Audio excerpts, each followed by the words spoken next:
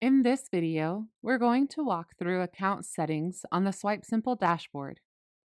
This is where you can customize how SwipeSimple functions for your business, from receipts and invoices to reports, transaction behavior, and tax settings.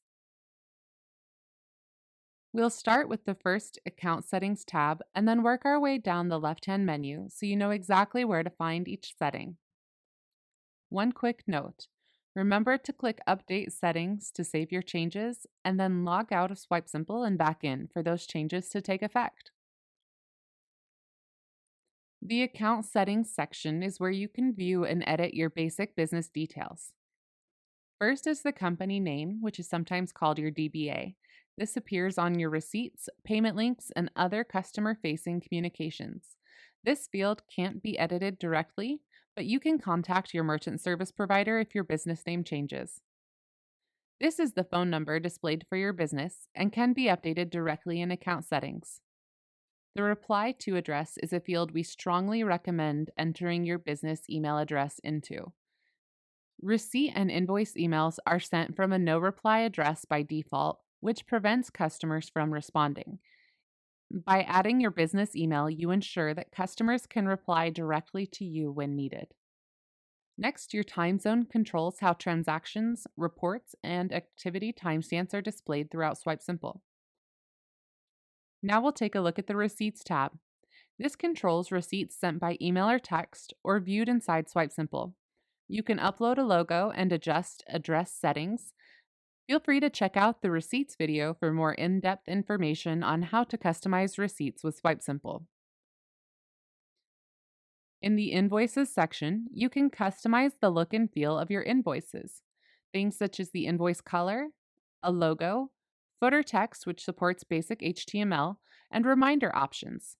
For our reminders, we have reminders set before the due date. You can select the number of days before the due date to send a reminder, or after the due or send date, where you can select the number of days after an invoice is sent or due date has passed, as well as the number of times a reminder is sent. Invoice reminders will be sent to the recipient at the email address and/or phone number listed on the original invoice. Automated reminders will not be sent if a manual reminder was sent within the last 24 hours. A quick note to remember, enabling the reminder will also trigger automated reminders for any outstanding unpaid invoices. So be sure to review your outstanding invoices first to ensure you aren't accidentally sending notifications for invoices that aren't necessary. We recommend manually marking them as paid if you've collected payment outside of SwipeSimple or voiding them if they're no longer valid. Any changes you make here do update all past and future invoices, so you can always preview your invoice before saving. The payment links customization options are very similar to invoices. You can update the form color and logo, as well as the footer text. These changes apply to all existing and all future payment links, so you can preview them before saving. Next, reports. Transaction reports allow you to control who receives daily transaction reports and when they're sent. Reports can only be sent to active SwipeSimple users on the account, and this is a Select All That Apply selection, so multiple recipients can be chosen. If you're using SwipeSimple on a PAX terminal, you can also choose whether a batch receipt prints when the batch closes. In the alert screen, you can enable email notifications for when a payment is made through a payment link, an items on hand count reaches 0, an items on hand count drops below a custom amount, or when a transaction is made. Again, only email addresses that are registered as SwipeSimple users on your account can be entered to receive alerts. Next, we're going to skip over transactions and go to tax rates. Tax setup in SwipeSimple is a two-step process, and the first step happens here. This is where you can create and manage tax rates that can be used across transactions.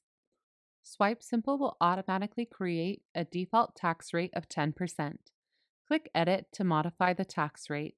Enter the name of tax to display on the receipts and the percentage rate.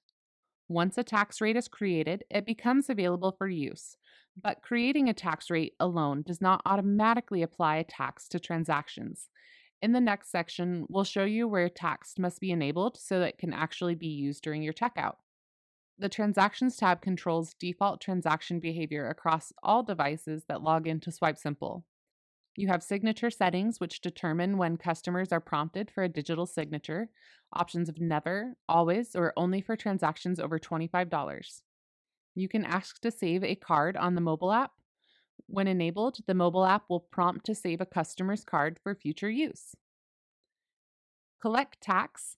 This setting enables tax collection at the time of transaction and is the second step to our initial process of creating the tax rate. If this is turned off, tax rates you've created will not be applied, which is why this step is required after setting up your tax rates. Prompt for tip and default tip levels. These settings control whether customers are prompted for a tip and what suggested tip percentages appear. Two additional options will appear to customers in the sales flow, an option for custom tip and no tip. Next, offline mode allows the mobile app to store transactions when there's no internet connection, then process them once connectivity is restored. There are important limitations here. You can only store up to 50 total transactions at one time while offline, and these transactions will not be processed until you go back online, which means there is a risk they will decline. Reach out to your merchant service provider to discuss whether this option is right for your business. Tax collection for quick items. Quick items are items that are not associated with a predetermined item from the item catalog, or simply an amount typed in on the calculator screen. To collect tax on quick items, toggle the taxable button to yes, and if there is more than one tax rate configured on the account, select the appropriate tax rate. Finally, you have interchange settings, which apply primarily to virtual terminal transactions and allow you to collect additional data that may qualify transactions for Level 2 or Level 3 interchange. Final qualification is always determined by the processor. That wraps up our walkthrough of account settings on the SwipeSimple dashboard. These settings give you control over how SwipeSimple looks, behaves, and communicates with your customers.